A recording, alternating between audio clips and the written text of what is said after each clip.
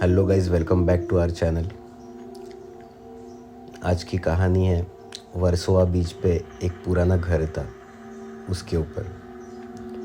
वर्सोवा बीच ये मुंबई में है। ये वर्सोवा बीच पे बहुत पुराना एक बंगला था जो हमेशा से बहुत रहस्यमय और डरावना माना जाता था। ये बंगला लंबे समय से खाली पड़ा हुआ था। उसके बारे में अलग अलग कहानियाँ फेमस थी। एक रात एक युवा पत्रकार आशीष ने तय किया कि इस बंगले की सच्चाई वो जान के रहेगा और वहाँ पे एक रात बिताएगा। आशीष को ये बंगले के बारे में सुनने को मिला था कि बंगले के अंदर रात के समय अजीब हरकतें होती रहती है। तो वो सोचता है ये सब कहानी के बारे में गहराई से जानना है उसे। तो रात के कुछ 11 बजे रहते हैं। आशीष बंगले के अंदर आ जाता है। अंदर आते ही उसको फील होता है कि यहाँ पे बहुत बहुत साल से कोई नहीं आया अंदर। तो हर जगह पे एकदम धूल जमा हुई रहती है, सब खंडर पड़ा हुआ रहता है। एकदम फर्नीचर के ऊपर भी कपड़ा डाला हुआ रहता है, वो भी सड़ गया रहता है। और नीचे थोड़ा सा ज़मीन पे फ्लोर पे थोड़ा सा पानी रहता है कि बारिश में जो भी लीक छत वगैरह लीक हुई रहेगी उससे पानी आया हुआ रहता है, ऐसा उसे फील होता है। तो ये अंदर जाते ही थोड़ा आजू बाजू देखता है और उसका पैर फिसल जाता है। आशीष का पैर फिसलते ही वो पीठ के बल गिर जाता है।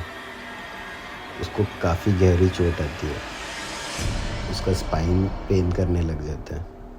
आशीष सोचता है आते ही ये सब हो गया मेरे साथ, पूरा मूड ख़राब हो गया। आशीष उठता है, उसकी पीठ काफ़ी दर्द करते रहती है। तो आशीष खुद के साथ लाया हुआ एक टॉर्च चालू करता है और बंगले की जांच शुरू करता है। वो धीरे धीरे नीचे के कमरे में गया जहाँ उसे एक पुरानी संदूक मिली। संदूक इतना पुराना था कि उसके ऊपर जंग आया हुआ था। उसके ऊपर इतनी पुरानी धूल जमा हुई थी।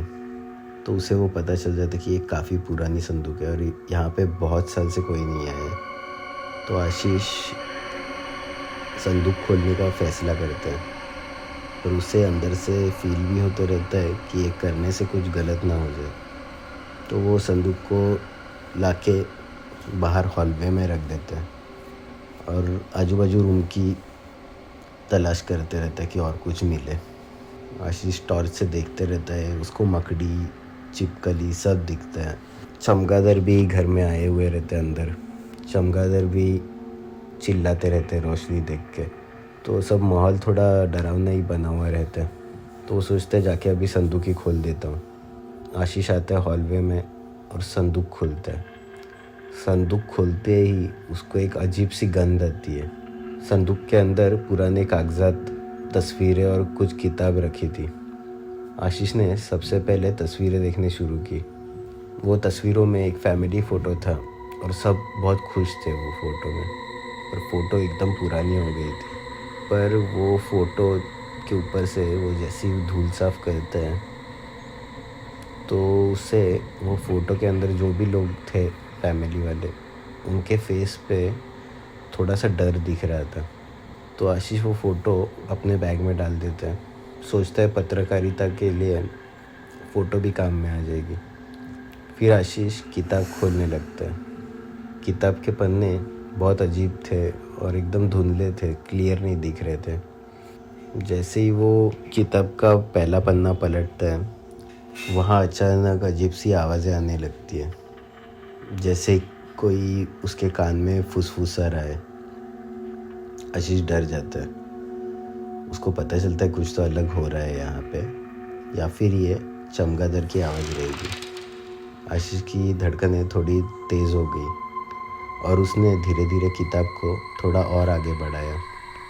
आशीष वो किताब को जैसे पलटता है, उसे पता चलता है कि ये हाथ से लिखी हुई डायरी थी जिसमें एक परिवार की कहानी लिखी हुई थी। डायरी के अनुसार उस परिवार ने बंगले में एक भयानक आत्मा के कारण अपनी जान गंवाई थी। और वो आत्मा ने ये परिवार को वो घर में बंद कर दिया था और उनके लिए ये बंगले से बाहर निकलना नामुमकिन कर दिया था। जैसे ही आशीष ने डायरी पढ़ी, उसे लगा कोई उसके पास आ रहा है। उसने पलट कर देखा, टॉर्च ऊपर की। उसके सामने एक धुंधली आकृति खड़ी थी। आकृति एक महिला की थी जिसकी आंखों में उदासी थी, दर्द था। वो महिला ने आशीष की तरफ इशारा किया और धीरे धीरे गायब हो गई। आशीष ने तुरंत वो संदूक बंद कर दिया और बाहर निकलने की कोशिश करने लगा। लेकिन जैसे ही वो बंगले के बाहर निकला, उसने देखा कि वहाँ का माहौल पूरी तरह बदल गया था और आशीष का बैग भी अंदर ही रह गया था। सड़क पर हर जगह पे कोहरा छाया हुआ था। आशीष बाहर आ जाता है और दरवाज़ा बंद कर लेता है और बाहर ही थोड़े टाइम वेट करता है। वो सोचता है ये बाहर का कोहरा निकल जाए तो मैं निकल लूँ घर पे, पर उसका बैग अंदर रह गया था।